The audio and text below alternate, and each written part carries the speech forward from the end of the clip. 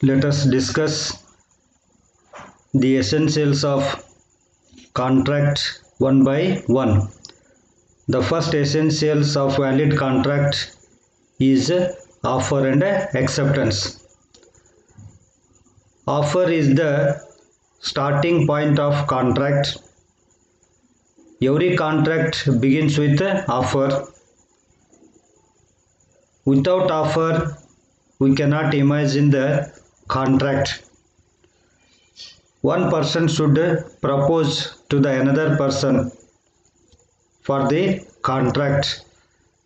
So, an offer is nothing but it is the proposal made by one person to another person to do or not to do something. Example, X proposes to sell his car to Y. This is the example of a offer. It means that without proposal, no contract can be established. So, as I told you, there must be two parties for the contract. So, one party must propose his intention of doing or not doing something. That expressing or signifying the intention to do or not to do itself is the offer. Let us see the definition of the offer.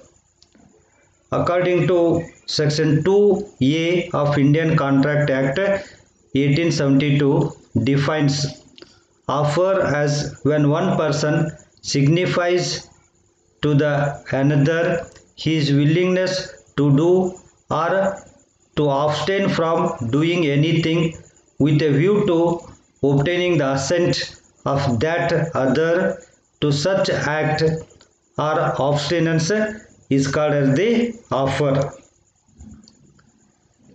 It means that offer is nothing but signifying the willingness to do or not to do something, and the intention of signifying the willingness is to get the assent of the other party.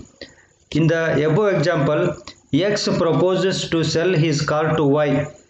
The intention of X proposing to Y about the selling of car is to get the assent from the Y. Then it is called as the offer.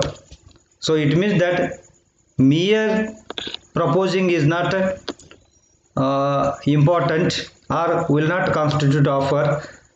Behind the proposal there is a intention to obtain the consent of the other party or assent of the other party. ಅಂದರೆ ಈಗಾಗಲೇ ನಾವು essentials of contract valid ಕಾಂಟ್ರಾಕ್ಟಿನ ಪ್ರಮುಖ ಅವಶ್ಯಕತೆಗಳನ್ನು ಅಥವಾ ಲಕ್ಷಣಗಳನ್ನು ನೋಡಿದ್ದೀವಿ. ಅದರಲ್ಲಿ ಒಂದು ಪ್ರಮುಖವಾಗಿರ್ತಕ್ಕಂಥದ್ದು ಯಾವುದಂತಂದ್ರೆ ಆಫರ್ ಆ್ಯಂಡ್ ಎಕ್ಸೆಪ್ಟೆನ್ಸ್ ಅಂಥೇಳಿ. ಹಾಗಾದರೆ ಈ ಆಫರ್ ಅಂತಕ್ಕಂಥದ್ದು ಏನಿದೆಯಲ್ಲ ಇದು ಸ್ಟಾರ್ಟಿಂಗ್ ಪಾಯಿಂಟ್ ಅಂಥೇಳಿ. ಎಲ್ಲ ಕಾಂಟ್ರಾಕ್ಟ್ಗಳು ಈ ಆಫರ್ನಿಂದನೇ ಪ್ರಾರಂಭ ಆಗ್ತದೆ ಅಂತೇಳಿ ಹೇಳ್ಬೋದು. ಹಾಗಾದರೆ ಆಫರ್ ಅಂತಂದರೆ ಪ್ರಸ್ತಾವನೆ ಅಂತೇಳಿ.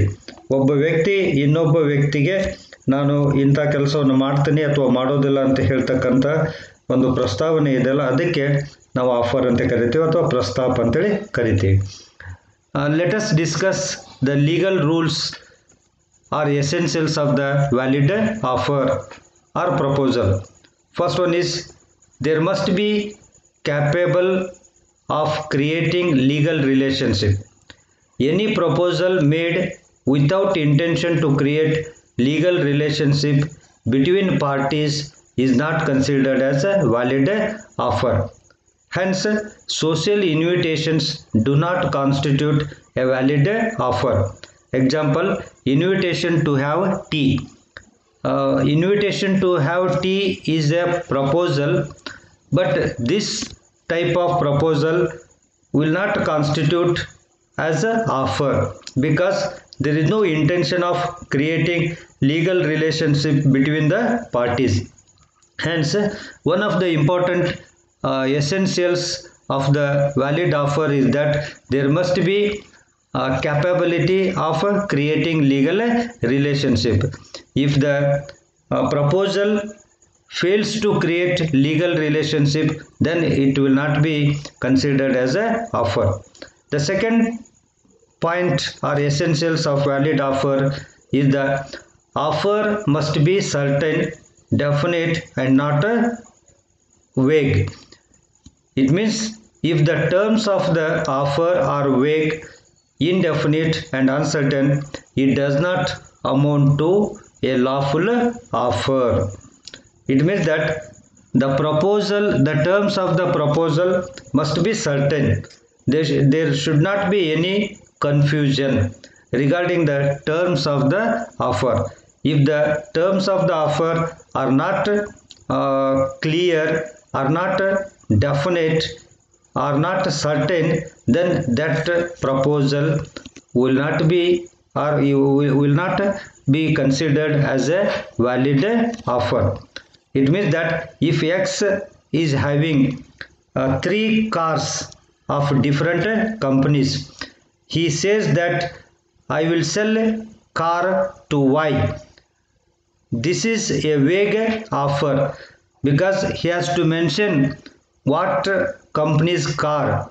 He is owning three companies car, whether Honda, whether Maruti or whether Fiat car. So of these three, what company's car is to be mentioned here. If it is not mentioned specifically, then it will not be considered as a valid offer. Next, third one is offer must be communicated. This is a very important. An offer is effective only when it is communicated to the person whom it is made. Unless an offer is communicated, there is no acceptance and no contract. It means that whatever you are willing to propose, that your proposal must be communicated to the person to whom you wanted to offer. It means that if a person wants to marry a girl, that person has to communicate his intention of marrying the girl to that girl only.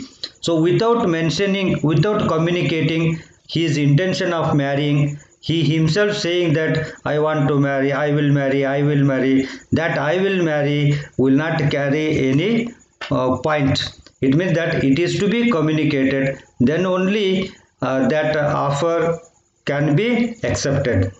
The example, X wanted to sell car to Y but not telling the same to Y, then it is not a valid offer. As I told you that mere intending to offer is not a valid offer. Whatever you want to offer, that offer must be communicated to the offeree. Here I want to add one more point. There are two parties in the contract. One party in case of offer, one person offers. The person who offers is called as the offerer. The person to whom offer is made is called as the offeree. Offerer means proposer and offeree means the person to whom the proposal is made. So when the proposer offerer makes an offer, that offer must be communicated to the offeree.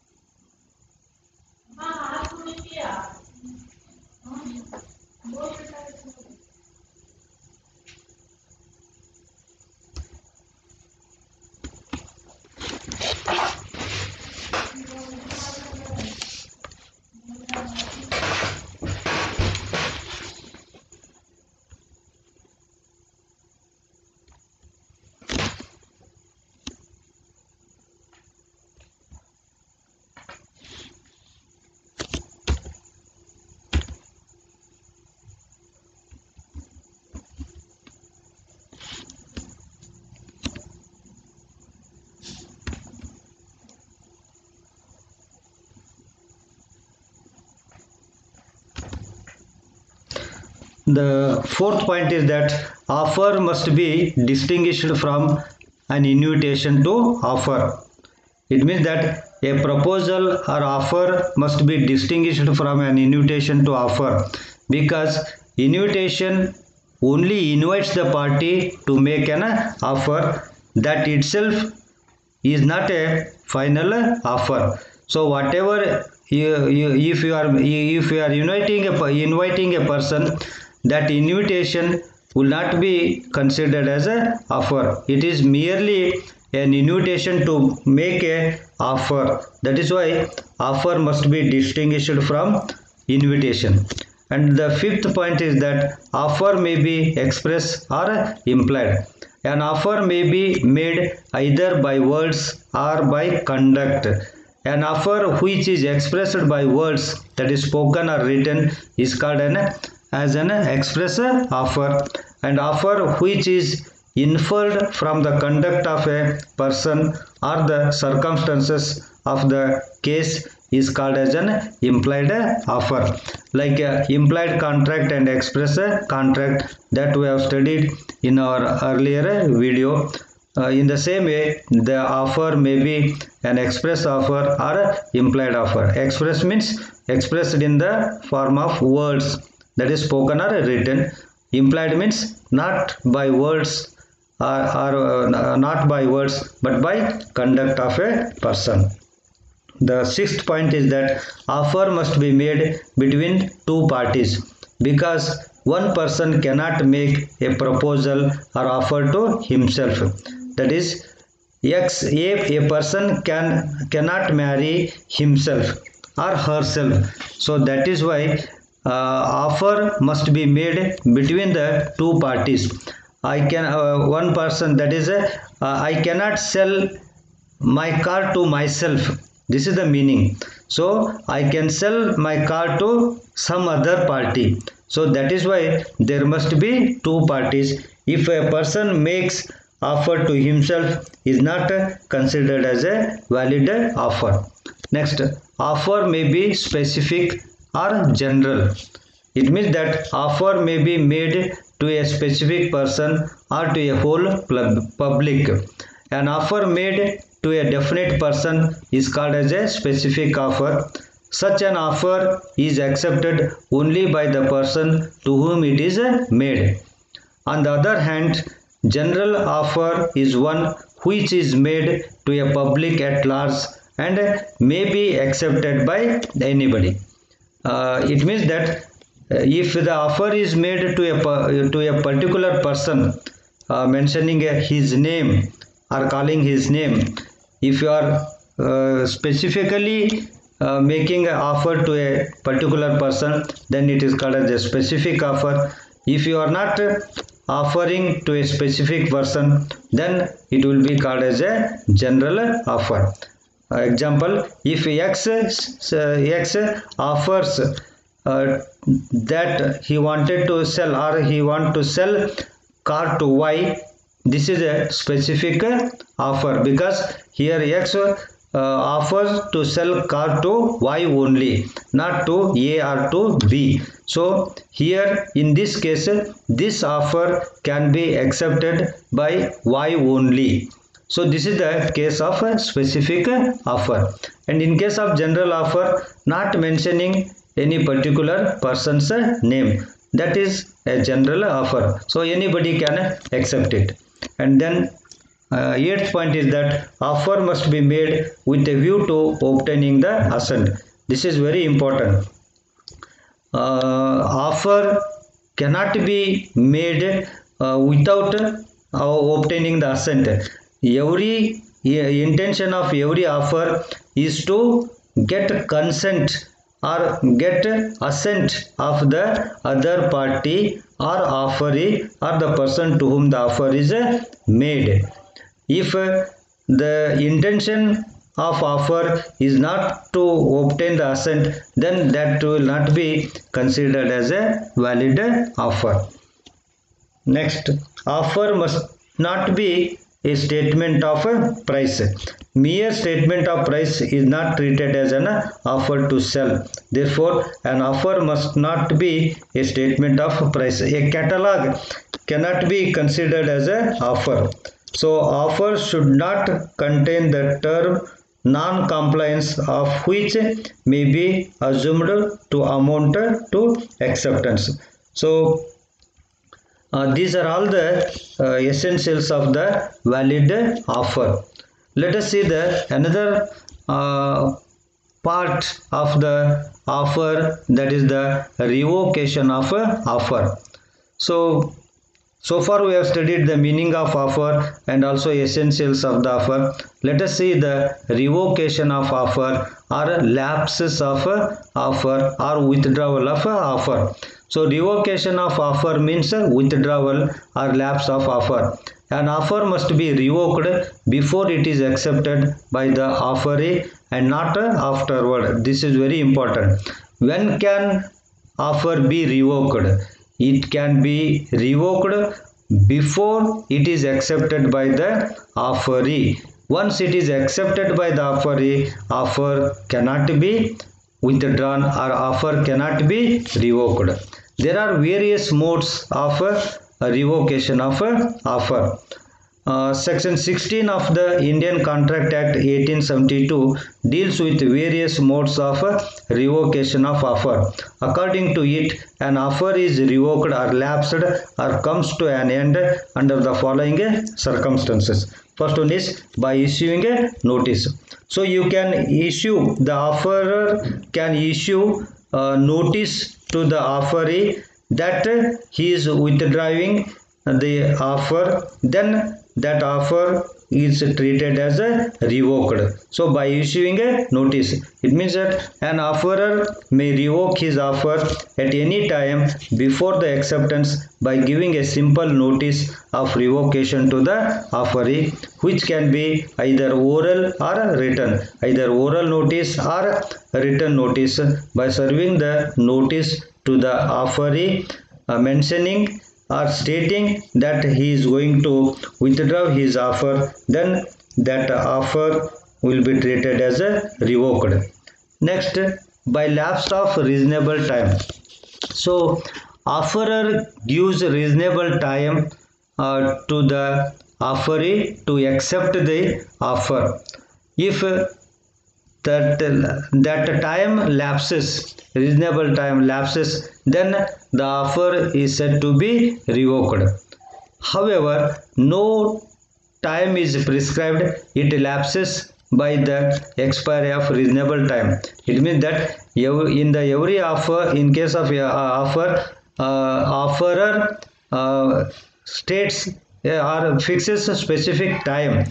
If the prescribed time, if the specific time is not fixed, in that case reasonable time will be taken into consideration. If that reasonable time expires, then the offer is said to be revoked. Next one is by non-fulfillment of some conditions. So when offerer has puts some conditions to be fulfilled and offeree or acceptor fails to fulfill such conditions required to acceptance, then the offer will be treated as revoked. Whatever conditions are put by the offerer, such conditions are to be fulfilled by the acceptor, that is by the offeree. So non-fulfillment of conditions to accept the offer also leads to the revocation of offer. And then by death or insanity of the offerer. The death of the offerer does not automatically revoke the offer. It means when offeree comes to know the death of the offer before its acceptance, it will be revoked. Otherwise, if he accepts an offer in ignorance of the death or insanity of the offerer, then the acceptance is valid. It means that insanity or death of the offerer leads to the revocation of the offer. By counter offer. Counter offer means asking by the offeree or acceptor for modification and variations in the terms of original offer. Therefore, counter offer amounts to the rejection of the original offer. Counter offer in the sense that making another offer by the offeree against the offer made by the offerer. So that is called the counter offer. Example, X offers to sell his land to Y for rupees 20 lakh. Then Y asks X to sell it for 15 lakh. It is a counter offer. So against X's offer of selling land at rupees 20 lakh, Y makes another offer that to sell it for 15 lakh. So this is the case of counter offer. In case of counter offer, when Y asks X to sell it for 15 lakh, then the offer made by X of rupees 20 lakh stands revoked. Then by change in law, an offer comes to an end if the law is changed so as to make the contract contemplated by the offer or illegal or incapable of performance. So when the law gets changed, then automatically offer also stands revoked. Next one is, an offer is not accepted according to the prescribed or usual mode. So if the offerer mentions the prescribed mode for acceptance, in that mode only the offeree should accept the offer. Otherwise, the offerer stands to be revoked. If the offer is not accepted according to the prescribed or usual mode, provides offerer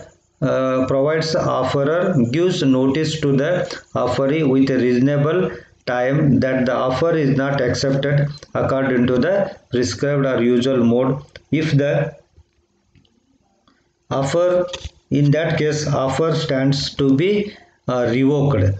So it is very essential to accept in the same mode. It means that if X says that X offers to Y to sell his land and request the Y to give his consent or assent through letter. By writing a letter, only the acceptor should signify his intention of buying the land or property. So here the mode is that in writing, that is through letter only offer must be accepted. If he is not accepting through letter, then that will not be considered as a valid offer because of not following the prescribed mode or specified mode. So these are all the cases of revocation of offer. ವಿದ್ಯಾರ್ಥಿಗಳೇ, ಈಗಾಗಲೇ ನಾವು ಒಪ್ಪಂದದ ಲಕ್ಷಣಗಳನ್ನು ನಾವು ನೋಡಿದ್ದೇವೆ. ಅದರಲ್ಲಿ ಪ್ರಮುಖವಾಗಿರ್ತಕ್ಕಂಥದ್ದು ಅಥವಾ ಮೊಟ್ಟ ಮೊದಲನೇದಾಗಿರ್ತಕ್ಕಂಥದ್ದು ಪ್ರಸ್ತಾಪ ಮತ್ತು ಒಪ್ಪಿಗೆ ಅಂಥೇಳಿ. ಸೊ ಪ್ರಸ್ತಾಪ ಇದು ಒಪ್ಪಂದದ ಪ್ರಾರಂಭದ ಅವಶ್ಯಕತೆಯಾಗಿದೆ. ಸೊ ಈ ಪ್ರಸ್ತಾಪದಿಂದಲೇ ಒಪ್ಪಂದ ಪ್ರಾರಂಭ ಆಗ್ತದೆ ಅಂತ ಹೇಳಿದ್ರೆ ತಪ್ಪಾಗಲಿಕ್ಕಿಲ್ಲ. ಯಾವುದೇ ಒಪ್ಪಂದ ಆಗಲಿ ಪ್ರಸ್ತಾಪವಿಲ್ಲದೆ ಯಾವ ಒಪ್ಪಂದವೂ ಸಹಿತ ಏರ್ಪಡಲು ಸಾಧ್ಯವಿಲ್ಲ ಅಂತಕ್ಕಂಥ ಮಾತನ್ನು ನೀವೆಲ್ಲ ತಿಳ್ಕೊಂಡಿರಬೇಕು.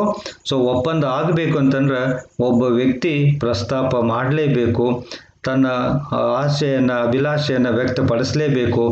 ಕಾರ್ ಸೇಲ್ ಮಾಡ್ತೇನೆ ಅನ್ನೋದಾಗಲಿ ಅಥವಾ ಲ್ಯಾಂಡ್ ಸೇಲ್ ಮಾಡ್ತೇನೆ ಅನ್ನೋದಾಗಲಿ, ಇವೆಲ್ಲ ರೀತಿಯ ಅಭಿಲಾಷೆಗಳನ್ನು ಒಬ್ಬ ವ್ಯಕ್ತಿ ವ್ಯಕ್ತಪಡಿಸಲೇಬೇಕು. ಅಂದಾಗ ಮಾತ್ರ ಒಪ್ಪಂದ ಆಗಲಿಕ್ಕೆ ಸಾಧ್ಯತೆ. ಸೊ ಪ್ರಸ್ತಾಪವೇ ಒಪ್ಪಂದದ ಪ್ರಥಮ ಹಂತ ಅಂತೇಳಿ ಕರಿಬೋದು ಅಥವಾ ಪ್ರಾರಂಭದ ಹಂತ ಅಂತ ಕರಿಬೋದು. ಸೊ ಪ್ರಸ್ತಾಪವಿಲ್ಲದೆ ಒಪ್ಪಂದ ಮಾಡಲಿಕ್ಕೆ ಸಾಧ್ಯ ಇಲ್ಲ ಅಂಥೇಳಿ. ಸೊ ನ್ಯಾಯಸಮ್ಮತ ಒಪ್ಪಂದದ ಒಂದು ಪ್ರಮುಖ ಅಂಶ ಈ ಪ್ರಸ್ತಾಪ ಆಗಿದೆ ಅಂಥೇಳಿ ಹೇಳ್ಬೋದು. ಹಾಗಾದರೆ ಈ ಪ್ರಸ್ತಾಪದ ಅರ್ಥ ಏನು ಅಂತಂದ್ರೆ, ಒಬ್ಬ ವ್ಯಕ್ತಿಯು ತಾನು ಏನನ್ನಾದರೂ ಮಾಡುತ್ತೇನೆ ಅಥವಾ ಮಾಡುವುದಿಲ್ಲ ಎಂದು ಹೇಳಿ ಇನ್ನೊಬ್ಬನ ಒಪ್ಪಿಗೆಯನ್ನು ಪಡೆಯುವ ಉದ್ದೇಶದಿಂದ ಆ ಇನ್ನೊಬ್ಬನಿಗೆ ತನ್ನಿಷ್ಟವನ್ನು ತಿಳಿಸುವುದಕ್ಕೆ ಪ್ರಸ್ತಾಪ ಎಂದು ಕರೆಯುತ್ತಾರೆ. ಅಂದ್ರೆ ಒಬ್ಬ ವ್ಯಕ್ತಿ ತಾನು ಇಂಥದನ್ನು ಮಾಡ್ತೀನಿ, ಇಂಥ ಕೆಲಸವನ್ನು ಮಾಡೋದಿಲ್ಲ ಅಂಥೇಳಿ ಮತ್ತೊಬ್ಬನಿಗೆ ತಿಳಿಸಿ ಆ ಇನ್ನೊಬ್ಬನಿಂದ ಒಪ್ಪಿಗೆಯನ್ನು ಪಡೆದುಕೊಳ್ಳತಕ್ಕಂಥ ಉದ್ದೇಶದಿಂದ ಮಾಡಿದಂಥ ಪ್ರಸ್ತಾಪ ಇದೆಯಲ್ಲ ಅಥವಾ ವಾಗ್ದಾನ ಇದೆಯಲ್ಲ, ಅದಕ್ಕೆ ನಾವು ಪ್ರಸ್ತಾಪ ಅಂತೇಳಿ ಕರಿತೀವಿ. ಉದಾಹರಣೆಗೆ ಅನು ತನ್ನ ಮನೆಯನ್ನು 20 ಲಕ್ಷ ರೂಪಾಯಿಗೆ ಬನಿಗೆ ಮಾರುತ್ತೇನೆಂದು ಬನಿಗೆ ತಿಳಿಸಿದಾಗ ಇದು ಪ್ರಸ್ತಾಪವಾಗುತ್ತದೆ. ಇಲ್ಲಿ ಏನು ಮಾಡಿದಾನಂದ್ರೆ ತನ್ನ ಮನೆಯನ್ನು ಬನಿಗೆ 20 ಲಕ್ಷ ರೂಪಾಯಿಗೆ ಮಾರ್ತೇನೆ ಅಂತ ಹೇಳಿದ್ದಾನೆ. ಸೊ ಇಲ್ಲಿ ಉದ್ದೇಶ ಅವನು ಬನಿಂದ ಒಪ್ಪಿಗೆಯನ್ನು ಪಡೆದುಕೊಳ್ತಕ್ಕಂಥದ್ದಾಗಿದೆ. ಹಾಗಾಗಿ ಇಂಥ ಒಂದು ಪ್ರಸ್ತಾಪಕ್ಕೆ ನಾವು ಪ್ರಸ್ತಾಪ ಅಂತೇಳಿ ಕರಿತೀವಿ. ಈ ರೀತಿಯಾದಂಥ ಅಭಿಲಾಷೆಯನ್ನು ವ್ಯಕ್ತಪಡಿಸೋದಕ್ಕೆ ಒಬ್ಬ ವ್ಯಕ್ತಿ ಇಲ್ಲ ತನ್ನ ಇಚ್ಛೆಯನ್ನು ವ್ಯಕ್ತಪಡಿಸ್ತಾ ಇದ್ದಾನೆ, ಬನಿಗೆ ಮನೆಯನ್ನು ಮಾರ್ತಾನೆ ಅಂತಕ್ಕಂಥ ಇಚ್ಛೆಯನ್ನು ವ್ಯಕ್ತಪಡಿಸೋದು ಪ್ರಸ್ತಾಪ ಆಗುತ್ತೆ ಅಂತ ಹೇಳ್ಬೋದು. ಪ್ರಸ್ತಾಪ ಮಾಡುವವನಿಗೆ ಪ್ರಸ್ತಾಪಕನೆಂದು, ಯಾವ ವ್ಯಕ್ತಿಗೆ ಪ್ರಸ್ತಾಪ ಮಾಡಲಾಗಿದೆಯೋ ಆ ವ್ಯಕ್ತಿಗೆ ಪ್ರಸ್ತಾಪಿತನೆಂದು ಕರೆಯುತ್ತಾರೆ. ಅಂದರೆ ಈ ಪ್ರಸ್ತಾಪದಲ್ಲಿ ಇಬ್ಬರು ವ್ಯಕ್ತಿಗಳನ್ನು ನಾವು ನೋಡ್ತೀವಿ. ಒಬ್ಬನು ಪ್ರಸ್ತಾಪ ಮಾಡ್ತಾನೆ, ಇನ್ನೊಬ್ಬನು ಆ ಪ್ರಸ್ತಾಪವನ್ನು ಸ್ವೀಕರಿಸ್ತಾನೆ ಅಥವಾ ಪ್ರಸ್ತಾಪ ಮಾಡಿಸಿಕೊಂಡಂಥ ವ್ಯಕ್ತಿ ಆಗ್ತಾನೆ ಅಂತೇಳಿ. ಸೊ ಹಾಗಾಗಿಬಿಟ್ಟು ಪ್ರಸ್ತಾಪ ಮಾಡುವವನಿಗೆ ಪ್ರಸ್ತಾಪಕನೆಂದು. ಇಲ್ಲಿ ಮೇಲಿನ ಉದಾಹರಣೆಯಲ್ಲಿ ಪ್ರಸ್ತಾಪ ಮಾಡ್ತಾ ಇದ್ದಾನೆ, ಅವನು ಪ್ರಸ್ತಾಪಕನಾಗ್ತಾನೆ. ಬನಿಗೆ ಪ್ರಸ್ತಾಪ ಮಾಡಲಾಗಿದೆ, ಅದರಿಂದ ಬನು ಪ್ರಸ್ತಾಪಿತ ಆಗ್ತಾನೆ ಅಂತೇಳಿ ಹೇಳ್ಬೋದು. ನ್ಯಾಯಬದ್ಧ ಪ್ರಸ್ತಾಪದ ಕಾನೂನಾತ್ಮಕ ನಿಯಮಗಳು ಮತ್ತು ಲಕ್ಷಣಗಳು ಈ ರೀತಿ ಇದೆ. ಮೊದಲನೇದು ನ್ಯಾಯಬದ್ಧ ಸಂಬಂಧವನ್ನು ಸೃಷ್ಟಿಸುವ ಉದ್ದೇಶ. ಹಾಗಾಗಿ ಈ ಪ್ರಸ್ತಾಪದ ಮುಖ್ಯ ಉದ್ದೇಶ ಏನಂದರೆ ಇಬ್ಬರು ವ್ಯಕ್ತಿಗಳ ನಡುವೆ ನ್ಯಾಯಬದ್ಧ ಸಂಬಂಧವನ್ನು ಸೃಷ್ಟಿ ಮಾಡ್ತಕ್ಕಂಥ ಉದ್ದೇಶ ಆಗಿದೆ. ಯಾವ ಪ್ರಸ್ತಾಪಕ್ಕೆ ಈ ನ್ಯಾಯಬದ್ಧ ಸಂಬಂಧವನ್ನು ಸೃಷ್ಟಿ ಮಾಡ್ತಕ್ಕಂಥ ಉದ್ದೇಶ ಇರೋದಿಲ್ವೋ ಅದು ನ್ಯಾಯಬದ್ಧ ಪ್ರಸ್ತಾಪ ಆಗೋದಿಲ್ಲ ಅಂತೇಳಿ ಹೇಳ್ಬೋದು. ಚಹಾ ಕುಡಿಯಲಿಕ್ಕೆ ಆಹ್ವಾನಿಸುವುದು ಪ್ರಸ್ತಾಪವಾಗುವುದಿಲ್ಲ, ಯಾಕಂದರೆ ಇದರಲ್ಲಿ ಯಾವುದೇ ನ್ಯಾಯಬದ್ಧ ಸಂಬಂಧವನ್ನು ಸೃಷ್ಟಿ ಮಾಡ್ತಕ್ಕಂಥ ಉದ್ದೇಶ ಇರೋದಿಲ್ಲ. ಅದರಿಂದ ಇಂಥವುಗಳು ಇವೆಲ್ಲ ಸೋಷಿಯಲ್ ಕಾಂಟ್ರಾಕ್ಟ್ ಅಂತ ಹೇಳ್ತಾವಲ್ಲ ಅಥವಾ ಸೋಷಿಯಲ್ ಆಫರ್ಸ್ ಅಂತೇಳಿ ನೀವು ಅಂದ್ಕೊಳ್ಬೋದು. ಸೊ ಇವುಗಳು ನ್ಯಾಯಬದ್ಧ ಪ್ರಸ್ತಾಪವನ್ನು ಸೃಷ್ಟಿ ಮಾಡೋದಿಲ್ಲ ಅಂತೇಳಿ ಹೇಳ್ಬೋದು. ಎರಡನೇದು, ಪ್ರಸ್ತಾಪದ ಕರಾರುಗಳು ನಿರ್ದಿಷ್ಟವಾಗಿರಬೇಕು ಅಥವಾ ಅಸ್ಪಷ್ಟವಾಗಿರಬಾರದು ಅಂತೇಳಿ. ಈ ಪ್ರಸ್ತಾಪದಲ್ಲಿ ಏನು ಕರಾರುಗಳಿರ್ತಾವಲ್ಲ ಅವು ಸ್ಪಷ್ಟವಾಗಿರಬೇಕು ಅಥವಾ ಅವು ಅಸ್ಪಷ್ಟವಾಗಿರಬಾರ್ದು ಅಂತೇಳಿ. ಉದಾಹರಣೆಗೆ, ಹಲವು ಕುದುರೆಗಳನ್ನು ಹೊಂದಿದ ವ್ಯಕ್ತಿ ಯಾವ ಕುದುರೆಯನ್ನು ಮಾರುತ್ತಾನೆಂದು ಸ್ಪಷ್ಟವಾಗಿ ಪ್ರಸ್ತಾಪಿಸಬೇಕು. ಈಗ ಒಬ್ಬ ವ್ಯಕ್ತಿನಲ್ಲಿ 3-4 ಕುದುರೆಗಳಿದ್ದಾವಂತಂದರೆ ಅವನು ಕುದುರೆ ಮಾರ್ತೇನೆ ಅಂತ ಹೇಳ್ತಾ ಇದ್ದಾನಂತಂದರೆ ಯಾವ ಕುದುರೆ ಅಂತಕ್ಕಂಥದ್ದನ್ನು ಹೇಳಬೇಕು. ಬಿಳಿ ಬಣ್ಣದ ಕುದುರೆನೋ ಅಥವಾ ಕೆಂಪು ಬಣ್ಣದ ಕುದುರೆನೋ, ಹೀಗೆ ಒಂದು ಸ್ಪಷ್ಟವಾಗಿ ಇಂಥದೇ ವಸ್ತುವನ್ನು ನಾನು ಮಾರ್ತಾ ಇದ್ದೇನೆ ಅಂತಕ್ಕಂಥದ್ದನ್ನು ವ್ಯಕ್ತಪಡಿಸಬೇಕು. ಅಂಥ ಪ್ರಸ್ತಾಪಗಳು ಮಾತ್ರ ಯೋಗ್ಯ ಪ್ರಸ್ತಾಪಗಳಾಗ್ತವೆ ಅಂತೇಳಿ ಹೇಳ್ಬೋದು. ಮೂರನೇದು, ಪ್ರಸ್ತಾಪವನ್ನು ಪ್ರಸ್ತಾಪಿತನಿಗೆ ತಿಳಿಸಲೇಬೇಕು. ಇದು ಭಾಳ ಇಂಪಾರ್ಟೆಂಟು. ಬರೀ ಪ್ರಸ್ತಾಪಕನು ತನಗೆ ತಾನು ಪ್ರಸ್ತಾಪವನ್ನು ಮಾಡ್ಕೊಳ್ಳೋದಾಗಲ್ಲ, ಯಾರಿಗೆ ಪ್ರಸ್ತಾಪ ಮಾಡಬೇಕು ಅಂತ ಅಂದ್ಕೊಂಡಿದ್ದಾನೋ ಅವನಿಗೆ ತನ್ನ ಅಭಿಲಾಷೆಯನ್ನು ವ್ಯಕ್ತಪಡಿಸಬೇಕು. ಉದಾಹರಣೆಗೆ, ಅಧ್ಯಾಪಕನು ವಿದ್ಯಾರ್ಥಿಗಳಿಗೆ ವಿಶೇಷ ತರಗತಿಯನ್ನು ತೆಗೆದುಕೊಳ್ಳುವುದನ್ನು ತಿಳಿಸಲೇಬೇಕು. ಈಗ ಯೂಶುವಲ್ ಕ್ಲಾಸ್ ಅಂತಂದ್ರೆ ವಿದ್ಯಾರ್ಥಿಗಳು ಕಾಯ್ತಾ ಇರ್ತಾರೆ, ಬಂದಿರ್ತಾರೆ ಕಾಲೇಜಿಗೆ, ಅದನ್ನೇನು ತಿಳಿಸ್ಬೇಕಾಗಿಲ್ಲ, ರೆಗ್ಯುಲರ್ ಕ್ಲಾಸಿಗೆ ಬಂದೇ ಬರ್ತಾರೆ. ಒಂದು ವೇಳೆ ಈ ಭಾನುವಾರದಲ್ಲಿ ಅಥವಾ ವಿಶೇಷ ದಿನಗಳಲ್ಲಿ ತರಗತಿಗಳನ್ನು ತೆಗೆದುಕೊಳ್ತಕ್ಕಂಥ ಅಭಿಲಾಷೆ ಅಧ್ಯಾಪಕನದಾಗಿದ್ದರೆ ಆ ಅಭಿಲಾಷೆಯನ್ನು ವಿದ್ಯಾರ್ಥಿಗಳಿಗೆ ತಿಳಿಸಲೇಬೇಕು. ಅಂದಾಗ ಮಾತ್ರ ಆ ಒಂದು ತರಗತಿ ನಡೀಲಿಕ್ಕೆ ಸಾಧ್ಯತೆ, ಇಲ್ಲಪ್ಪ ಅಂದ್ರೆ ನಡೆಯೋದಿಲ್ಲಂತೆ. ಹಾಗಾಗಿಬಿಟ್ಟು ಯಾರಿಗೆ ಈಗ ಎಕ್ಸು ವಾಯ್ಗೆ ಕಾರನ್ನು ಮಾರ್ತೇನೆ ಅಂಥೇಳಿ ಹೇಳ್ತಾ ಇದ್ದಾನಂತಂದ್ರೆ ಆ ಉದ್ದೇಶವನ್ನು ವಾಯ್ಗೆ ಕಾರ್ ಮಾರಾಟ ಮಾಡ್ತಕ್ಕಂಥ ಉದ್ದೇಶವನ್ನು ಅಥವಾ ಪ್ರಸ್ತಾಪವನ್ನು ವಾಯ್ಗೆ ಎಕ್ಸು ತಿಳಿಸಲೇಬೇಕು. ಇದು ಪ್ರಸ್ತಾಪವನ್ನು ಪ್ರಸ್ತಾಪಿತನಿಗೆ ತಿಳಿಸಲೇಬೇಕಂತಕ್ಕಂಥ ಒಂದು ಅಂಶ. ನಾಲ್ಕನೇದು, ಪ್ರಸ್ತಾಪ ಮಾಡಲು ಕೊಟ್ಟ ಆಮಂತ್ರಣವು ಪ್ರಸ್ತಾಪಕ್ಕಿಂತ ಭಿನ್ನವಾಗಿರುತ್ತದೆ. ಅಂದರೆ ಈಗಾಗಲೇ ನಾನು ಹೇಳಿದಾಗೆ ನೀವು ಆಮಂತ್ರಣವನ್ನು ನೀಡಿದರೆ ಅದು ಪ್ರಸ್ತಾಪ ಆಗೋದಿಲ್ಲ ಅಂತೇಳಿ. ಆಮಂತ್ರಣ ಪ್ರಸ್ತಾಪವನ್ನು ಮಾಡಲಿಕ್ಕೆ ಕೊಟ್ಟಂಥ ಒಂದು ಅವಕಾಶ ಅಂಥೇಳಿ ನಾವು ತಿಳ್ಕೊಳ್ಬೇಕು. ನೆಕ್ಸ್ಟು ಪ್ರಸ್ತಾಪವು ಸ್ಪಷ್ಟ ಅಥವಾ ನೇರ ಅಥವಾ ಅವ್ಯಕ್ತವಾಗಿರಬಹುದು ಅಂತೇಳಿ. ಹಾಗಾದರೆ ಪ್ರಸ್ತಾಪವು ಸ್ಪಷ್ಟವಾಗಿರಬಹುದು ಅಥವಾ ನೇರವಾಗಿರ್ಬೋದು ಅಥವಾ ಅವ್ಯಕ್ತವಾಗಿರ್ಬೋದು ಅಂತೇಳಿ. ನೇರ ಎಕ್ಸ್ಪ್ರೆಸ್ ಅಥವಾ ಇಂಪ್ಲಾಯ್ಡ್ ಅಂತೇಳಿ. ಈಗಾಗಲೇ express contract and employed contract ಅಂತ ಹೇಳಿದೇವಲ್ಲ, ಹಾಗೆ ಅದು ನೇರವಾಗಿರ್ಬೋದು ಅಥವಾ ಅವ್ಯಕ್ತವಾಗಿರ್ಬೋದು. ನೇರ ಅಥವಾ ಸ್ಪಷ್ಟ ಅಂತಂದ್ರೆ ಅದು ಮಾತುಗಳ ಮೂಲಕ ಆಗಿರ್ಬೋದು, ಅದು ಲಿಖಿತ ರೂಪಗಳಲ್ಲಿ ಇರ್ಬೋದು, ಅಥವಾ ಅವ್ಯಕ್ತ ಅಂತಂದ್ರೆ ಮಾತುಗಳ ಮೂಲಕ ಅಲ್ಲ ಅಥವಾ ಲಿಖಿತ ರೂಪದಲ್ಲದೆ ಅವರ ವರ್ತನೆಯ ಮೂಲಕವೂ ಸಹಿತ ನಾವು ಪ್ರಸ್ತಾಪವನ್ನು ಮಾಡಬಹುದು ಅಂತೇಳಿ. ನೆಕ್ಸ್ಟು ಇಬ್ಬರು ಕಕ್ಷಿದಾರರು ಇರಬೇಕು. ಒಂದು ಪ್ರಸ್ತಾಪ ಆಗಬೇಕು ಅಂತಂದ್ರೆ ಅಲ್ಲಿ ಯೋಗ್ಯ ಪ್ರಸ್ತಾಪಕ್ಕೆ ಇಬ್ಬರು ವ್ಯಕ್ತಿಗಳು ಇರಬೇಕು. ಅಂದರೆ ಒಬ್ಬ ವ್ಯಕ್ತಿ ತನಗೆ ತಾನು ಪ್ರಸ್ತಾಪವನ್ನು ಮಾಡಿಕೊಳ್ಳಲು ಬರುವುದಿಲ್ಲ. ಈಗ ಎಕ್ಸು ಕಾರನ್ನು ಮಾಡ್ತೇನೆ ಅಂಥೇಳಿ ವಾಯಿಗೆ ಹೇಳಬೇಕು ಹೊರತು ಎಕ್ಸು ತನಗೆ ತಾನು ಕಾರನ್ನು ಮಾಡ್ತೇನೆ ಅಂತ ಹೇಳ್ಕೊಳ್ಳಿಕ್ಕೆ ಬರೋದಿಲ್ಲ. ಹಾಗಾಗಿಬಿಟ್ಟು ಇಬ್ಬರು ಕಕ್ಷಿದಾರರು ಅಲ್ಲೇ ಇರಲೇಬೇಕು ಅಂತೇಳಿ. 7ನೇದು ಪ್ರಸ್ತಾಪವು ನಿರ್ದಿಷ್ಟವಾಗಿರಬಹುದು ಅಥವಾ ಸರ್ವಸಾಮಾನ್ಯವಾಗಿರಬಹುದು ಅಂತೇಳಿ. ಅಂದರೆ ನೀವು ನಿರ್ದಿಷ್ಟ ವ್ಯಕ್ತಿಗೆ ಪ್ರಸ್ತಾಪವನ್ನು ಮಾಡಬಹುದು. ಈಗ ಎಕ್ಸು ವಾಯಿಗೆ ಕಾರನ್ನು ಸೇಲ್ ಮಾಡ್ತೇನೆ ಅಂತಕ್ಕಂಥದ್ದು ನಿರ್ದಿಷ್ಟ, ಅಂದರೆ ವಾಯಿ ನಿರ್ದಿಷ್ಟ ವ್ಯಕ್ತಿ ಆಗಿರ್ತಾನೆ. ಇಲ್ಲಿ ಇದು ನಿರ್ದಿಷ್ಟವಾಗಿರ್ತಕ್ಕಂಥ ಪ್ರಸ್ತಾಪ ಆಗಿರ್ತೈತೆ. ಈಗ ನೀವು ವಾಯಿ ಅಲ್ಲೇ ಹೆಸರನ್ನು ನಮೂದಿಸದೇ ಇದ್ದಾಗ ಬರೀ ಎಕ್ಸು ಕಾರನ್ನು ಸೇಲ್ ಮಾಡ್ತೇನೆ ಅಂತಕ್ಕಂಥದ್ದನ್ನು ಯಾರಿಗೆ ಅಂತೇಳಿ ನಿರ್ದಿಷ್ಟವಾಗಿ ಹೇಳದೇ ಇದ್ದಾಗ ಅದು ಸರ್ವಸಾಮಾನ್ಯವಾಗಿರ್ತಕ್ಕಂಥ ಪ್ರಸ್ತಾಪ ಆಗ್ತೈತೆ ಅಂತೇಳಿ ಹೇಳ್ಬೋದು. ನೆಕ್ಸ್ಟು ಪ್ರಸ್ತಾಪಿತನ ಸಮ್ಮತಿ ಪಡೆಯುವ ಉದ್ದೇಶ, ಅಂದರೆ ಪ್ರಸ್ತಾಪದ ಮೂಲ ಉದ್ದೇಶ ಪ್ರಸ್ತಾಪಿತನಿಂದ ಸಮ್ಮತಿ ಪಡೆಯುವುದಾಗಿದೆ. ಈಗ ನಾವು ಒಬ್ಬರಿಗೆ ಪ್ರಸ್ತಾಪ ಮಾಡ್ತೇವೆ ಅಂತಂದರೆ ಅದರ ಉದ್ದೇಶ ಏನಂತಂದ್ರೆ ಅವರು ನಮ್ಮ ಪ್ರಸ್ತಾಪವನ್ನು ಸ್ವೀಕರಿಸ್ತಾರೆ ಅಥವಾ ಅವರಿಂದ ಸಮ್ಮತಿಯನ್ನು ನಾವು ಪಡೆದುಕೊಳ್ಬೇಕು ಅಂತಕ್ಕಂಥ ಉದ್ದೇಶ ಆ ಪ್ರಸ್ತಾಪದ ಹಿಂದೆ ಇದೆ ಅಂತೇಳಿ ಹೇಳ್ಬೋದು. ಹಾಗಾದರೆ ನಾವು ಸುಮ್ಮನೆ ಯಾರಿಗೋ ಈಗ ವಾಯಿ ಕಾರನ್ನು ಕೊಳ್ತಾನ ಅಂತಕ್ಕಂಥ ಅಂಶ ನಮಗೆ ಗೊತ್ತಿರುತ್ತೆ, ಅಷ್ಟು ಸಾಮರ್ಥ್ಯ ಅವನಿಗೆ ಇದೆ ಅನ್ನೋದು ನಮ್ಗೆ ಗೊತ್ತಿರುತ್ತೆ. ಹಾಗಿದ್ದಾಗ ಮಾತ್ರ ಅವನು ಅದಕ್ಕೆ ಒಪ್ಪಿಕೊಳ್ಬೋದು ಅಂತಕ್ಕಂಥ ಉದ್ದೇಶವನ್ನು ಇಟ್ಟುಕೊಂಡು ನಾವು ಅವ್ರಿಗೆ ಪ್ರಸ್ತಾಪವನ್ನು ಮಾಡ್ತೇವೆ.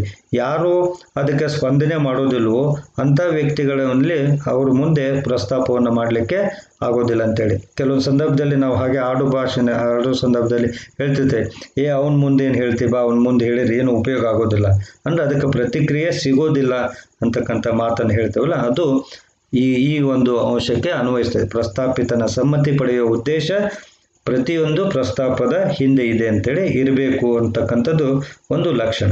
ನೆಕ್ಸ್ಟು ಬೆಲೆಗಳ ಪಟ್ಟಿ ಪ್ರಸ್ತಾಪವಾಗುವುದಿಲ್ಲ ಅಂತೇಳಿ. ಅಂದರೆ ನೀವು ಯಾವುದಾದ್ರೂ ಒಂದು ಅಂಗಡಿ ಹೋಗಿ ಬೆಲೆಗಳ ಪಟ್ಟಿಯನ್ನು ಕೇಳಿದಾಗ ಅಥವಾ ಕೊಟೇಶನ್ಸನ್ನು ಕೇಳಿದಾಗ ಅವ್ಯಾವೂ ಸಹಿತ ಪ್ರಸ್ತಾಪ ಆಗುವುದಿಲ್ಲ ಅಂತಕ್ಕಂಥ ಅಂಶವನ್ನು ಇಲ್ಲಿ ತಿಳ್ಕೊಳ್ಬೋದು. ನೆಕ್ಸ್ಟು ಪ್ರಸ್ತಾಪವನ್ನು ರದ್ದುಪಡಿಸುವಿಕೆ ಅಥವಾ ಹಿಂಪಡೆಯುವುದು. ಯಾವುದೇ ಪ್ರಸ್ತಾಪವನ್ನು ಪ್ರಸ್ತಾಪಕನು ಪ್ರಸ್ತಾಪಿತನಿಗೆ ತಲುಪಿ ಒಪ್ಪಿಗೆ ಸೂಚಿಸುವ ಮುನ್ನವೇ ಅದನ್ನು ರದ್ದುಪಡಿಸಬಹುದು ಅಥವಾ ಹಿಂಪಡೆಯಬಹುದು. ಅಂದರೆ ಈಗ ನೀವು ಪ್ರಸ್ತಾಪ ಮಾಡಿದಿರಿ, ಎಕ್ಸು ವಾಯಿಗೆ ಕಾರನ್ನು ಸೇಲ್ ಮಾಡ್ತೀನಿ ಅಂತ ಹೇಳಿದಾನಂತಂದರೆ ಅಕಸ್ಮಾತ್ ಅವನಿಗೆ ಮನಸ್ಸು ಬದಲಾಯಿಸಬೇಕು ಅಂತೇಳಿ ಅನ್ನಿಸ್ತು, ಮಾರಾಟ ಮಾಡಬಾರ್ದು ಅನ್ನಿಸ್ತು ಅಂತಂದರೆ ಅದು ವಾಯಿ ಆ ಪ್ರಸ್ತಾಪವನ್ನು ಸ್ವೀಕಾರ ಮಾಡೋಕ್ಕಿಂತ ಪೂರ್ವದಲ್ಲಿ ಅಥವಾ ಅದಕ್ಕೆ ಒಪ್ಪಿಗೆ ಸೂಚಿಸೋಕ್ಕಿಂತ ಪೂರ್ವದಲ್ಲಿ ಅದನ್ನೇನು ಮಾಡಬೇಕಂತಂದ್ರೆ ತನ್ನ ಪ್ರಸ್ತಾಪವನ್ನು ಹಿಂಪಡಿಬೇಕು ಅಥವಾ ರದ್ದುಪಡಿಸ್ಬೋದು ಅಂತೇಳಿ. ಇದು ಒಂದು ರೀತಿ ಬಿಟ್ಟ ಬಾಣವನ್ನು ಹಿಂಪಡೆಯುವಂಥದ್ದಾಗಿದೆ. ಅಂದರೆ ಈಗ ಬಾಣ ಬಿಟ್ಟಿದ್ದೀರಿ, ಅದನ್ನು ಹಿಂಪಡಿಬೇಕು ಅಂತಂದ್ರೆ ಅದು ಹೋಗಿ ಎದುರುಗಡೆ ವ್ಯಕ್ತಿಗೆ ತಲುಪೋಕ್ಕಿಂತ ಪೂರ್ವದಲ್ಲಿ ಅದನ್ನು ಹಿಂಪಡ್ಕೊಳ್ಬೇಕು. ಅದು ಅವನಿಗೆ ತಗುಲಿತು ಅಂತಂದ್ರೆ ಅದನ್ನು ಹಿಂಪಡ್ಕೊಂಡ್ರೂ ಸಹಿತ ಅದು ಉಪಯೋಗ ಆಗೋದಿಲ್ಲ ಅಂತ ಹೇಳಿ. ಹಾಗೆ ಪ್ರಸ್ತಾಪ ನೀವು ಮಾಡಿದಂಥ ಪ್ರಸ್ತಾಪ ಅದನ್ನು ಹಿಂಪಡಿಕೊಳ್ಬೇಕು ಅಂತಂದ್ರೆ ಯಾವ ವ್ಯಕ್ತಿಗೆ ನೀವು ಪ್ರಸ್ತಾಪವನ್ನು ಮಾಡಿದಿರೋ ಆ ವ್ಯಕ್ತಿ ಆ ಪ್ರಸ್ತಾಪವನ್ನು ಸ್ವೀಕಾರ ಮಾಡೋಕ್ಕಿಂತ ಪೂರ್ವದಲ್ಲಿ ಅದನ್ನು ಹಿಂಪಡೆದುಕೊಳ್ಬೇಕು ಅಂತೇಳಿ. ಹಾಗಾದರೆ ಈ ಪ್ರಸ್ತಾಪವನ್ನು ಹಿಂಪಡೆದುಕೊಳ್ಳಲಿಕ್ಕೆ ಅನೇಕ ಮಾರ್ಗಗಳಿದ್ದಾವೆ, ಅವು ವಿಧಾನಗಳಿದ್ದಾವೆ. ಅವುಗಳಲ್ಲಿ ಮೊದಲೇದು ಯಾವುದಂತಂದ್ರೆ ಸೂಚನೆ ಕೊಟ್ಟು, ಅಂದರೆ ಪ್ರಸ್ತಾಪಿತನಿಗೆ ಸೂಚನಾ ಪತ್ರದ ಮೂಲಕ ಪ್ರಸ್ತಾಪವನ್ನು ರದ್ದುಪಡಿಸ್ತಾ ಇದ್ದೇನೆ ಅಂಥೇಳಿ ಹೇಳ್ಬೋದು. ಹೀಗೆ ಸೂಚನಾ ಪತ್ರವನ್ನು ಕೊಟ್ಟು ಅಂದರೆ ನೋಟಿಸನ್ನು ಕೊಟ್ಟು ಪ್ರಸ್ತಾಪಿತನಿಗೆ ನೋಟಿಸನ್ನು ಕೊಟ್ಟು ಪ್ರಸ್ತಾಪವನ್ನು ರದ್ದುಪಡಿಸ್ಕೊಳ್ಬಹುದು. ಎರಡನೇದು ಒಪ್ಪಿಗೆ ಸೂಚಿಸುವ ಅವಧಿ ಮುಕ್ತಾಯವಾದಾಗ, ಅಂದರೆ ನಿರ್ದಿಷ್ಟವಾದಂಥ ಅವಧಿಯನ್ನು ಕೊಟ್ಟಿರ್ತೀರಿ. 1 ವಾರದಲ್ಲಿ ನನಗೆ ಎಕ್ಸೆಪ್ಟೆನ್ಸ್ ಕಳಿಸ್ಬೇಕು ಅಂತ ಹೇಳಿರ್ತೀರಿ ಅಥವಾ ಒಪ್ಪಿಗೆಯನ್ನು ಸೂಚಿಸಬೇಕು ಅಂತ ಹೇಳಿರ್ತೀರಿ. ಅಕಸ್ಮಾತ್ 1 ವಾರದ ಒಳಗಡೆ ಅವನು ಒಪ್ಪಿಗೆಯನ್ನು ಸೂಚಿಸದೇ ಇದ್ದಾಗ ಅದು ಪ್ರಸ್ತಾಪ ಏನಾಗ್ತೈತೆ ಅಂತಂದ್ರೆ ರದ್ದಾಗ್ತೈತೆ ಅಂತ ಹೇಳ್ಬೋದು. ಹಾಗೆ ಕರಾರುಗಳನ್ನು ಪೂರೈಸದಿದ್ದಾಗ, ಈಗಾಗಲೇ ನಾನು ಹೇಳಿದ ಹಾಗೆ ನೀವು ಪ್ರಸ್ತಾಪದಲ್ಲಿ ಕರಾರುಗಳನ್ನು ಹಾಕ್ಬೋದು, ಅನೇಕ ಕರಾರುಗಳನ್ನು ನೀವು ಹಾಕ್ಬೋದು. ಸೊ ಆ ಕರಾರುಗಳನ್ನು ಪ್ರಸ್ತಾಪಿತನು ಪೂರೈಸದೇ ಇದ್ದಾಗ, ಅವುಗಳನ್ನು ಅನುಸರಿಸದೇ ಇದ್ದಾಗ ಪ್ರಸ್ತಾಪ ಏನಾಗ್ತೈತೆ ಅಂದರೆ ರದ್ದಾಗ್ತೈತೆ ಅಂತೇಳಿ ಹೇಳ್ಬೋದು. ಉದಾಹರಣೆಗೆ ಪತ್ರದ ಮೂಲಕ ಪ್ರಸ್ತಾಪವನ್ನು ಸ್ವೀಕರಿಸಿದ ಮಾಹಿತಿಯನ್ನು ತಿಳಿಸಬೇಕು ಅಂತೇಳಿ ನೀವು ಹೇಳಿದಾಗ, ಆ ಪತ್ರದ ಮೂಲಕ ಪ್ರಸ್ತಾಪವಾದ ಸ್ವೀಕಾರವನ್ನು ತಿಳಿಸದೇ ಇದ್ದಾಗ ಆ ಕರಾರುಗಳನ್ನು ಪೂರೈಸದೇ ಇದ್ದಾಗ ಆಗುತ್ತೆ. ಆವಾಗ ಆ ಪ್ರಸ್ತಾಪ ಏನಾಗ್ತೈತೆ ಅಂದರೆ ರದ್ದಾಗ್ತೈತೆ ಅಂತ ಹೇಳ್ಬೋದು. ಅದೇ ರೀತಿಯಾಗಿ ಪ್ರಸ್ತಾಪಿತನು ನಿಧನ ಅಥವಾ ಹುಚ್ಚರಾದರೆ, ಅಂದರೆ ಯಾವ ವ್ಯಕ್ತಿ ಪ್ರಸ್ತಾಪ ಮಾಡಿರ್ತಾನೋ ಆ ವ್ಯಕ್ತಿ ನಿಧನರಾದರೆ ಅಥವಾ ವ್ಯಕ್ತಿ ಹುಚ್ಚನಾದರೆ ಅಥವಾ ಪ್ರಸ್ತಾಪಿತನು ನಿಧನರಾದರೆ ಅಥವಾ ಹುಚ್ಚರಾದರೆ ಅವಾಗ ಆ ಪ್ರಸ್ತಾಪ ಏನಾಗ್ತೈತೆ ಅಂತಂದ್ರೆ ಅದು ರದ್ದಾಗ್ತೈತಿ ಅಂತ ಹೇಳ್ಬೋದು ಅಥವಾ ಅದು ಹಿಂಪಡೆದಂಗೆ ಆಗ್ತೈತಿ ಅಂತ ಹೇಳ್ಬೋದು. ಅಂದರೆ ಈಗ ಯಾವ ವ್ಯಕ್ತಿ ನೀವು ಪ್ರಸ್ತಾಪ ಮಾಡಿದಾನೋ ಅದೇ ವ್ಯಕ್ತಿ ಇಲ್ಲಪ್ಪ ಅಂದಾಗ, ಅಥವಾ ಯಾವ ವ್ಯಕ್ತಿಗೆ ನೀವು ಪ್ರಸ್ತಾಪ ಮಾಡಿದಿರೋ ಆ ವ್ಯಕ್ತಿ ಇಲ್ಲ ಅಂದಾಗ, ಅವರು ಮರಣ ಹೊಂದಿದಾಗ ಅಥವಾ ಹುಚ್ಚರಾದಾಗ ಅವರ ಜೊತೆಗೆ ನಾವು ಯಾವುದೇ ಪ್ರಸ್ತಾಪ ಅಲ್ಲಿ ಉಳಿಯೋದಿಲ್ಲ. ಹಾಗಾಗಿಬಿಟ್ಟು ಅದು ರದ್ದಾಗ್ತೈತೆ ಅಂತ ಹೇಳ್ಬೋದು. ನೆಕ್ಸ್ಟು ಅಡ್ಡ ಪ್ರಸ್ತಾಪ ಅಂತೇಳಿ, ಪ್ರಸ್ತಾಪದ ಬದಲಿಗೆ ಪ್ರಸ್ತಾಪಿತನು ಮರು ಪ್ರಸ್ತಾಪವನ್ನು ಮಾಡುವುದಕ್ಕೆ ಅಡ್ಡ ಪ್ರಸ್ತಾಪ ಅಂತ ಕರೀತಾರೆ. ಉದಾಹರಣೆಗೆ ಅವನು ತನ್ನ ಮನೆಯನ್ನು 20 ಲಕ್ಷ ರೂಪಾಯಿಗೆ ಮಾರುತ್ತೇನೆಂದು ಬನಿಗೆ ತಿಳಿಸುತ್ತಾನೆ. ಇದಕ್ಕೆ ಪ್ರತಿಯಾಗಿ ಬನು 15 ಲಕ್ಷ ರೂಪಾಯಿಗೆ ಮನೆಯನ್ನು ಮಾರುತ್ತೀಯಾ ಎಂದು ಕೇಳುತ್ತಾನೆ. ಇದು ಅಡ್ಡ ಪ್ರಸ್ತಾಪವಾಗುತ್ತದೆ. ಅಂದರೆ ಮೂಲ ಪ್ರಸ್ತಾಪಕ್ಕೆ ಪ್ರತಿಯಾಗಿ ಮತ್ತೊಂದು ಪ್ರಸ್ತಾಪವನ್ನು ಮಾಡೋದಿದೆಯಲ್ಲ, ಅದು ಅಡ್ಡ ಪ್ರಸ್ತಾಪ ಅಂತ ಕರೀತಾರೆ. ಹೀಗೆ ಅಡ್ಡ ಪ್ರಸ್ತಾಪ ಮಾಡಿದಾಗ ಮೂಲ ಪ್ರಸ್ತಾಪ ಏನಾಗುತ್ತೆ ಅಂತಂದರೆ ರದ್ದಾಗ್ತೈತೆ ಅಂತೇಳಿ ಹೇಳ್ಬೋದು. ಕಾನೂನಿನಲ್ಲಿ ಬದಲಾವಣೆ ಆದಾಗ, ಸೊ ಕಾನೂನಿನಲ್ಲಿ ಏನಾದರೂ ಬದಲಾವಣೆ ಆಯಿತು ಅಂತಂದ್ರೆ ಆ ಕಾನೂನಿನ ಬದಲಾವಣೆಗೆ ಅನುಗುಣವಾಗಿ ಪ್ರಸ್ತಾಪವು ರದ್ದಾಗ್ತೈತಿ ಅಥವಾ ಹಿಂಪಡಿತಂಗೆ ಆಗ್ತೈತಿ ಅಂತ ಹೇಳ್ಬೋದು. ನೆಕ್ಸ್ಟು ಸೂಚಿತ ರೀತಿಯಲ್ಲಿ ಒಪ್ಪಿಗೆ ಸೂಚಿಸದೇ ಇದ್ದಾಗ, ಪ್ರಸ್ತಾಪವನ್ನು ಮಾಡುವಾಗ ಪ್ರಸ್ತಾಪಕನು ಇಂಥದೇ ಮಾರ್ಗದ ಮೂಲಕ ಒಪ್ಪಿಗೆಯನ್ನು ಸೂಚಿಸಬೇಕು ಅಂತೇಳಿ ತಿಳಿಸಿದರೆ, ಆ ಸೂಚಿತ ರೀತಿಯಲ್ಲಿ ಒಪ್ಪಿಗೆಯನ್ನು ಸೂಚಿಸದೇ ಇದ್ದಾಗ ಪ್ರಸ್ತಾಪ ಏನಾಗ್ತದೆ ಅಂದರೆ ರದ್ದಾಗ್ತದೆ. ಉದಾಹರಣೆಗೆ ಪತ್ರದ ಮೂಲಕ ಒಪ್ಪಿಗೆಯನ್ನು ಸೂಚಿಸಲು ತಿಳಿಸಿದಾಗ ಪ್ರಸ್ತಾಪಿತನು ಇನ್ಯಾವುದೇ ರೂಪದಲ್ಲಿ ಒಪ್ಪಿಗೆಯನ್ನು ಸೂಚಿಸಿದಾಗ ಪ್ರಸ್ತಾಪ ರದ್ದಾಗ್ತದೆ. ಪತ್ರದ ಮೂಲಕ ಒಪ್ಪಿಗೆಯನ್ನು ತಿಳಿಸಿ ಅಂತ ಹೇಳಿದಾಗ ಪತ್ರದ ಮೂಲಕ ಒಪ್ಪಿಗೆಯನ್ನು ತಿಳಿಸದೇ ಇದ್ದಾಗ ಅದು ಪ್ರಸ್ತಾಪ ರದ್ದಾಗ್ತದೆ ಅಂತೇಳಿ ಹೇಳ್ಬೋದು. ನೆಕ್ಸ್ಟು ಪ್ರಸ್ತಾಪವನ್ನು ಪ್ರಸ್ತಾಪಿತನು ತಿರಸ್ಕರಿಸಿದರೆ, ಅಂದರೆ ಯಾರಿಗೆ ನೀವು ಪ್ರಸ್ತಾಪವನ್ನು ಮಾಡ್ತೀರೋ ಅವನೇ ಆ ಪ್ರಸ್ತಾಪವನ್ನು ತಿರಸ್ಕರಿಸಿದ್ರೆ ಪ್ರಸ್ತಾಪ ರದ್ದಾಗಿಬಿಡ್ತದೆ ಅಂತೇಳಿ. ಅಂದರೆ ಉದಾಹರಣೆಗೆ ಎಕ್ಸು ತನ್ನ ಲ್ಯಾಂಡನ್ನು ವಾಯಿಗೆ ಮಾರ್ತೇನೆ ಅಂತ ಹೇಳ್ತಾ ಇದ್ದಾನೆ, ಬಟ್ ವಾಯಿ ನನಗೆ ಬೇಡ, ನಾನು ಖರೀದಿ ಮಾಡೋಂಗಿಲ್ಲ ಅಂಥೇಳಿ ಆ ಪ್ರಸ್ತಾಪವನ್ನು ಅವನು ತಿರಸ್ಕರಿಸಿದಂತಂದರೆ ಪ್ರಸ್ತಾಪ ರದ್ದಾಗ್ತದೆ ಅಂತ ಹೇಳ್ಬೋದು. ಸೊ ಹೀಗೆ ಈ ರೀತಿಯಾಗಿ ಪ್ರಸ್ತಾಪವನ್ನು ರದ್ದುಪಡಿಸ್ಬೋದು. ಸೊ ಇದು ಪ್ರಸ್ತಾಪದ ಬಗ್ಗೆ ಮಾಹಿತಿ.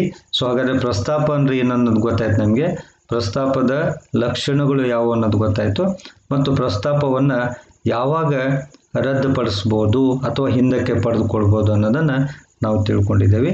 ಸೊ ಮುಂದಿನ ವಿಡಿಯೋದಲ್ಲಿ ಸಮ್ಮತಿ ಬಗ್ಗೆ ಅಥವಾ ಒಪ್ಪಿಗೆ ಬಗ್ಗೆ ತಿಳ್ಕೊಳ್ಳೋಣ. ಸೊ ಇವೆಲ್ಲ ಪಾಯಿಂಟ್ಸ್ಗಳನ್ನು ನೀವು ನೆನ್ಪು ಮಾಡಿ ಇಟ್ಕೊಳ್ರಿ, ಬರೆದಿಟ್ಕೊಳ್ಳಿ, ನೋಟ್ ಮಾಡ್ಕೊಳ್ಳಿ. 15 ಮಾರ್ಕ್ಸ್ಗೂ ಕೇಳ್ಬೋದು ನಿಮಗೆ. What are the essentials of the valid offer ಅಂತ ಕೇಳ್ಬೋದು. And also when offer gets revoked ಅಂತೇಳಿ ನೀವು ಕೇಳ್ಬೋದು. ಸೊ ಇಷ್ಟೊಂದು ಮಾಹಿತಿಯ ಬಗ್ಗೆ ನೀವು ತಿಳಿದುಕೊಂಡಿದ್ದೀರಿ, ಅರ್ಥ ಮಾಡ್ಕೊಂಡಿದ್ದೀರಿ ಅಂತಕ್ಕಂಥ ವಿಶ್ವಾಸದೊಂದಿಗೆ ಈ ವಿಡಿಯೋವನ್ನು ಮುಗಿಸ್ತಾ ಇದ್ದೇನೆ. Thank you Ananta.